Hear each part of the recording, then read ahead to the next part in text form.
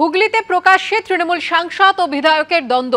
বিধানসভা ভোটের আগে রচনা বন্দ্যোপাধ্যায় বনাম অসিত মজুমদার। চুচুড়ার বাণী মন্দির স্কুলে সাংসদ তহবিলের টাকায় হচ্ছে স্মার্ট ক্লাস। গতকালই স্কুল পরিদর্শনে যান হুগলির তৃণমূল সাংসদ রচনা বন্দ্যোপাধ্যায়। স্থানীয় তৃণমূল বিধায়কের বিরুদ্ধে রচনার কাছে অভিযোগ প্রধান শিক্ষিকার। স্মার্ট ক্লাস তৈরি নিয়ে তিরস্কার অসিত মজুমদারের। স্কুলে ক্লাস চলাকালীন কুকথা বলেছেন তৃণমূল বিধায়ক। অবিলম্বে কাজ বন্ধের নির্দেশ অসিত মজুমদারের। কে কাজ করতে বলেছে, কার অনুমতি নিয়ে কাজ হচ্ছে, প্রশ্ন তুলেছেন বিধায়ক। কুকথা শুনিয়েছে তৃণমূল বিধায়ক, এমনটাই অভিযোগ করেছেন প্রধান শিক্ষিকা। ওর গতিবিধি, আচার আচরণ সবই দল জানে, দম থাকলে কাজ আটকে দেখাক, অসিতকে চ্যালেঞ্জ ছুড়ে দিয়েছেন রচনা বন্দ্যোপাধ্যায়।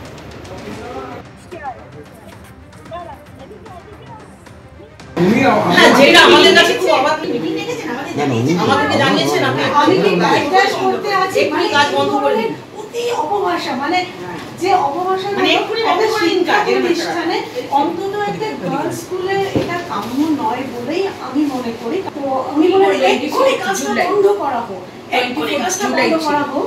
কে কাজ করতে বলেছে, কার অনুমতি নিয়ে কাজ হচ্ছে, ঠিক আমি জানলাম না কেন। হ্যাঁ, আমার বক্তব্য যে আপনি এবং স্যার তো একই জায়গার, মানে আমাদের জনপ্রতিনিধি এবং দলগতভাবেও একই জায়গার প্রতিনিধি। বড় কথা যে আমরা যে কাজটা করছি এটা হচ্ছে স্টুডেন্টসদের জন্য কাজ করছি, একটা স্কুলের জন্য কাজ করছি, ছাত্রছাত্রীদের জন্য কাজ করছি, নিজেদের জন্য কিছু করছি না। একদম আসে নিয়ে আমরা তো বাড়ি চলে যাবো না। আমিও সেদিন স্কুলের উন্নতি হবে।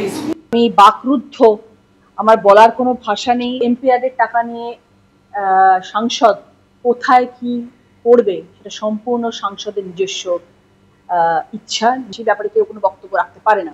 স্কুলের বাচ্চারা, স্কুলের শিক্ষারা আমাদের কাছে পরম শ্রদ্ধেয় এবং পূজনীয়। তাদের সামনে এসে স্কুলে চিৎকার চেঁচামেচি করা, প্রধান শিক্ষিকাকে ডেকে এরকম চিৎকার চেঁচামেচি করা এবং গালিগালাজ করা, এটা খুব একটা গ্রহণযোগ্য নয়, আমার কাছে তো নয় এবং কারোর কাছেই নয়। যে আগামী দিনেও আমি স্মার্ট ক্লাসরুম করবো চুচুড়া ঢুকে এসে, তার কথা আমি এ ব্যাপারে কোনো কথা বলবো না।